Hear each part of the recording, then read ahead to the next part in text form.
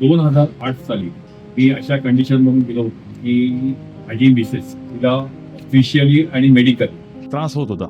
Medically ज्या ह्याच्यात तिला ती त्यातून बाहेर काढणं पण हे ते झालं. त्याच काळात माझ्या घरात चोरी झाली. जवळजवळ 100 तोळे माझी सोनं असं स्वहा झालं. त्यावेळेस माझा एक मित्र मग त्यांनी मला वास्तूसाठी मला संजय किरवे साहेबांशी मला ओळख करून दिली. संजय किरवे साहेब ते माझ्या घरी आले. त्यांनी सांगितलं की असं असं तुमचे निगेटिव्ह पॉईंट मध्ये त्या गोष्टी होणार होत्या, त्याची मेडिकल्स पण होणार होत्या.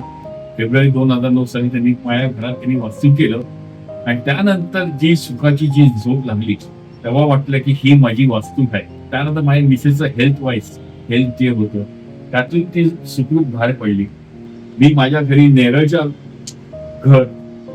बंगल्यावर तिकडे केलं.